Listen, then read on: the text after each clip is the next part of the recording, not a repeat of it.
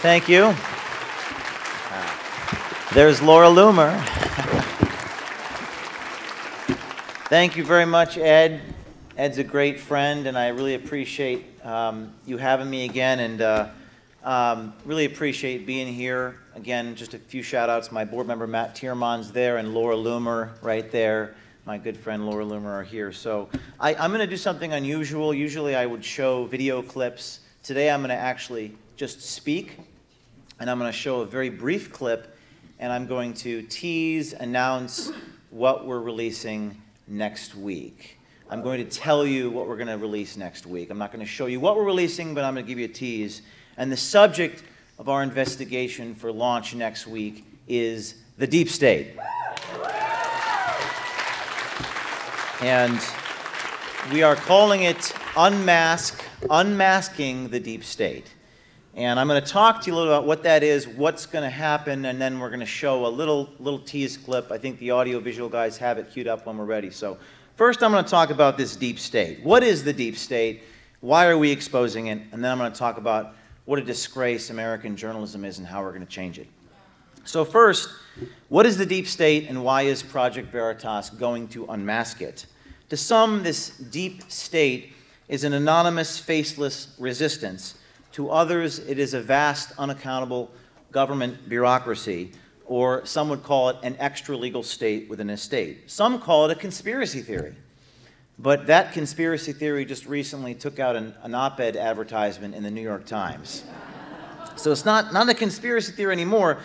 But who wrote that piece? Who wrote that in your... I'm sure you would all love to know that, right? It's a little bit of foreshadowing here. And how many of them were there? And what are their names? Who are they? How old are they? What agencies do they work for? So this unelected cabal of federal government workers, these deep state people, are basically stomping on the Constitution.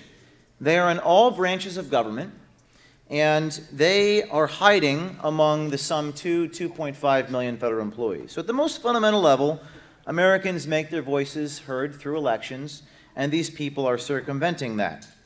Members of the deep state view themselves as having nothing to lose. A lot of them brag about how they can't get fired. Another bit of foreshadowing. Congress used to be a lawmaking body. It has abdicated their authority and their responsibility. Now they just are basically oversight bodies. Much of Washington operates without accountability and transparency. That's why we do undercover journalism, because we need transparency in government. And some of them are quite brazen about it. And there's just no accountability. You can't get fired. You're more likely to die as a federal government worker than get fired. So as a nation of laws, we expect the people we elect to uphold the laws. That's obvious enough. Not disregard the laws. We are equal before the law. We are a nation of laws.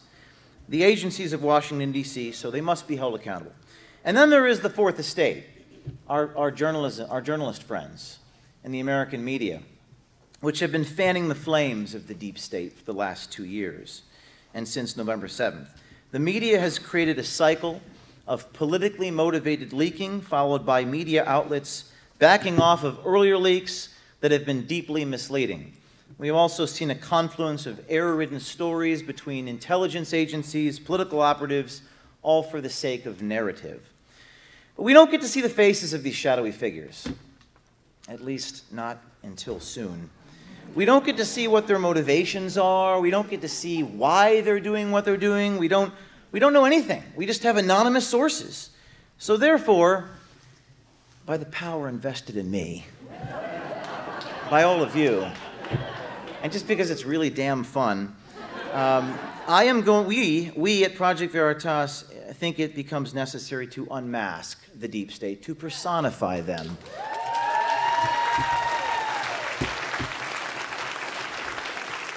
To put a face to a name, as they say, to the individuals who seek to disturb the fabric of our country. And in order to do that, we must secretly record them outside of their federal buildings, because I've done that before and that didn't go so well.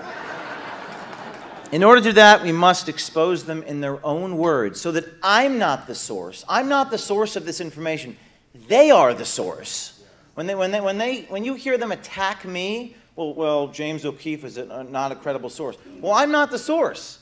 They're the ones talking, not me.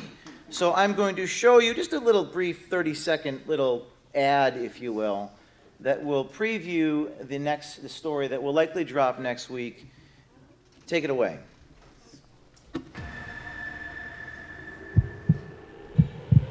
It's a socialist organization, and we want to, destroy capitalism.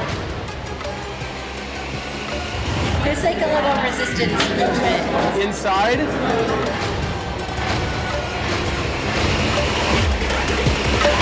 Kind of like the Nixon deep throat type of thing.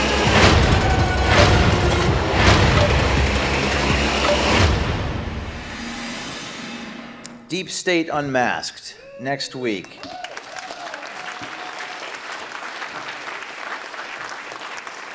And it's pretty big what these guys are saying, who they are. So let me just talk a little bit more about that, about what this is going to happen. So no doubt when we release these videos, the media is going to object to this viciously, which doesn't make any sense to me because their whole reason for being is to expose government corruption.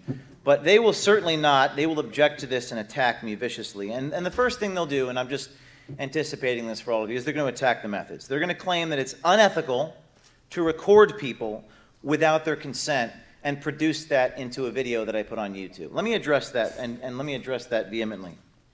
It isn't unethical. It is not unethical, certainly not when another person is present to the conversation doing the recording. Surreptitious recordings are not an invasion of privacy. We, through establishing rapport with these government officials, which we did over the course of 6 months outside of their offices, we have no duty to keep the information that they gave us confidential. We did not entrap these people, and their images and voices capture their character much more accurately than an ocean of words on newsprint could. This is them on video. The things that make people uncomfortable about undercover journalism, the brutal reality of it, the rawness, the irrefutability of it, is precisely why it's so great. It causes people embarrassment. Well, good. Maybe people ought to be more embarrassed about what they're doing. Undercover recordings are not unethical, but I'll tell you what is unethical. The abuse of anonymous sources over the last 2 years is highly, highly unethical. One commentator described the recent license, this poetic license taken by Bob Woodward. He described him as a Washington ventriloquist who keeps straight the strings of the talking puppets. Woodward offers second-hand quotes in this book, Fear, from anonymous sources, second-hand, quoting other people months after the events allegedly took place.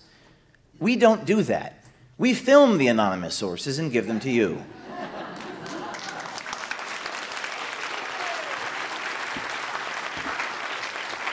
To do anything less is to abandon the very reason for journalism's existence. Unlike Woodward and Bernstein, we won't quote anonymous sources in the administration relaying to you what happened. We basically just show them to you. And unlike the New York Times op-ed page, we won't omit the name of the author to, quote, protect them from losing their job. Federal job security is so great, federal workers are more likely to die than lose their jobs. That is right, death rather than poor performance is a bigger statistic than losing your job. So when we release these stories, we'll give you the names and faces of who's doing it. When the subject of our next video, an employee in the executive branch says, and there are children in the audience here, so I can't even read this full quote, but resist everything, every level, expletive, expletive up. You'll be able to see his name and his face.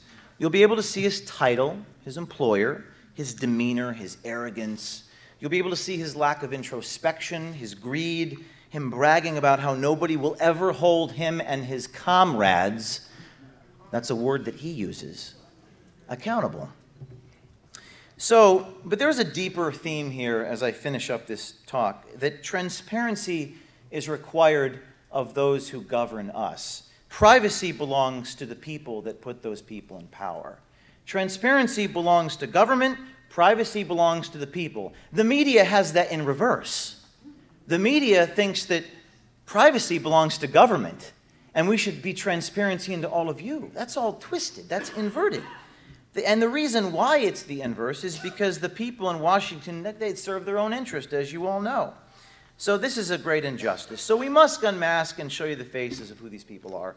Government exists with the consent of the governed, and that consent cannot be manufactured. The truth must be pursued at all costs. That's why we call it Project Veritas, Project Truth. Our main goal is to deliver truth to the masses, which is the core, the whole purpose of journalism. And the truth is always paramount. So we're going to expose these people because notoriety will expose them and may deter others. They may deter others. We are confident Americans are going to do the right thing. People have no idea how bad it is, not even close. The executive and legislative branches of government may have to buck up and do the right thing for once. Perhaps they will restore the separation of powers. Perhaps they'll do civil service reform. I don't know, but people know the facts. So we're going to expose them. One by one, we're going to expose them. We're going to search for every rotten, crooked, no good, deep state, federal official. We're going to release them one at a time.